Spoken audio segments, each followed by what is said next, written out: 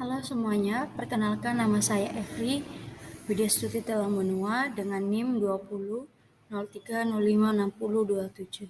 Saya merupakan mahasiswa peternakan angkatan 2020 Universitas Mula Warman.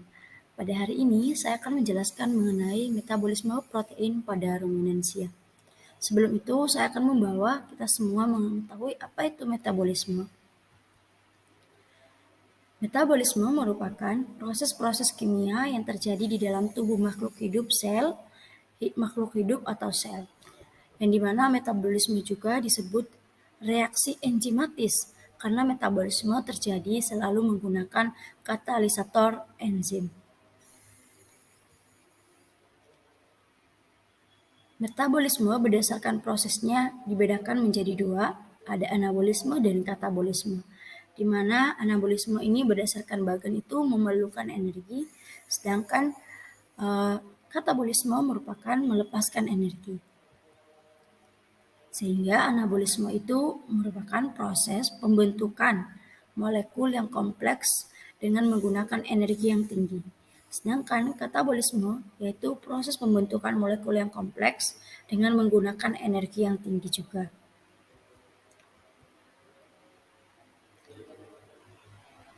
Metabolisme protein pada ruminansia, di mana dimulai dari proses pencernaan. Pada ruminansia, proses pencernaan dimulai dari mulut, esofagus atau disebut dengan kerongkongan, dan lambung, yang dimana lambung ini dibagi menjadi 4 bagian atau 4 kompartemen, yaitu ada rumen, retikulum, omasum, dan abomasum. Dan juga ada intestinum atau disebut usus halus dan anus.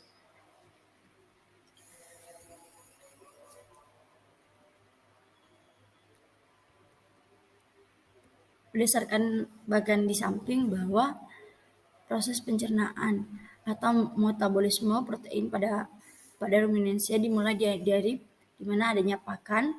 Pakan ini masuk menjadi dua, ada menjadi protein dan non protein nitrogen atau NPN.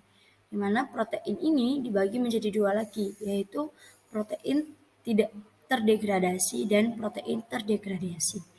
Protein terdegradasi menjadi peptida, menjadi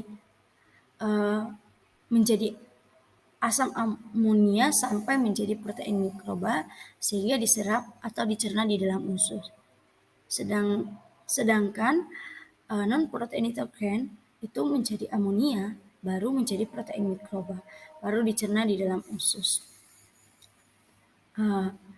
Nah, pencernaan di dalam usus ini di mana ada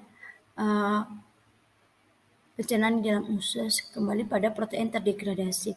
Protein terdegradasi di mana dari asam amino menjadi amonia, menjadi NH3 dan urea yang akan dicerna di dalam hati, yang akan diabsorpsi di dalam hati, baru masuk ke ginjal, baru masuk ke dalam urin.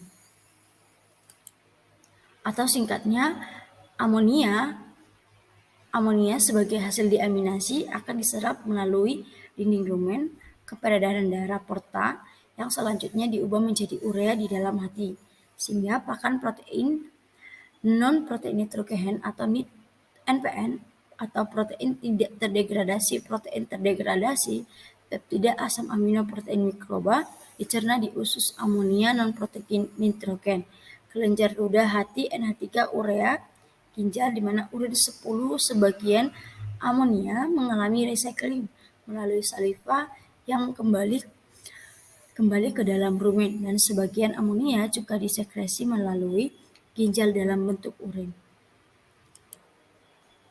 Atau proses metabolisme protein ini bisa melalui proses metabolisme protein itu dimulai dari di mana ada protein pakan yang dicerna melalui aktivitas koenzim proteolitik menjadi asam amino, sehingga asam amino ini kemudian diabsorpsi atau dicerna melewati usus halus ke dalam darah portal, sehingga kemudian ditransportasi ke hati dan sistem darah. Di dalam darah, asam amino pool yang keseimbangannya dinamis dengan asam amino di jaringannya, dan sebaliknya secara konstan menyatu ke dalam jaringan dan dilepaskan melalui protein jaringan hewan. Nah, apa itu deaminasi? Deaminasi ini merupakan proses ketika grup amino dari asam amino itu dihilangkan dan dibentuk menjadi asam alfa keto yang selanjutnya dioksidasi atau dapat juga tidak dioksidasi. Sehingga dalam proses metabolisme ini, jika terjadi kelebihan protein dari kebutuhan akan ternak, maka digunakan sebagai energi. Namun sebaliknya, jika kekurangan nutrisi, maka jaringan protein itu terdegradasi lebih cepat dibanding dengan proses sintesis. Pemberian protein, terutama yang berkualitas tinggi, akan segera meningkatkan protein jaringan.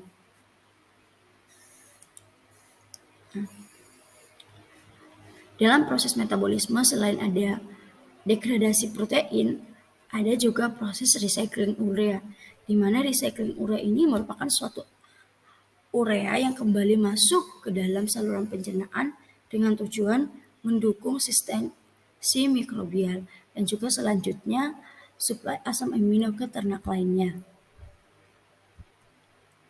Bagaimana sih penggunaan masuknya N-urea ini? Di mana ada daur ulang urea yang disintesis di hati dapat memberikan kontribusi yang penting akan N di dalam saluran pencernaan.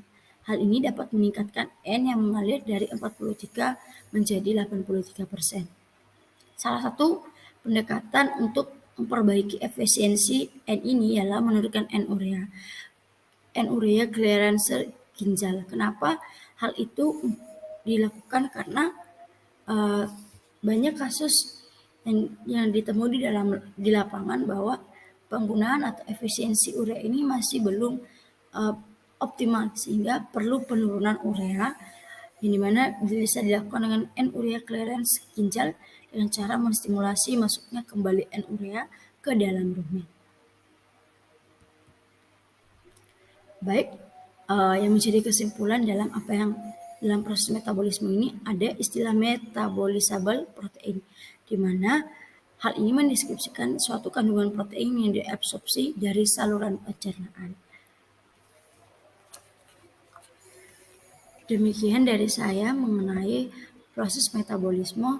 Atas perhatian saya ucapkan terima kasih. Jika ada kata-kata atau kalimat yang kurang berkenan atau penjelasan yang tidak tepat, maka saya meminta maaf. Kiranya ke depan saya bisa lebih dalam lagi di dalam penguasaan materi. Atas perhatian saya ucapkan terima kasih.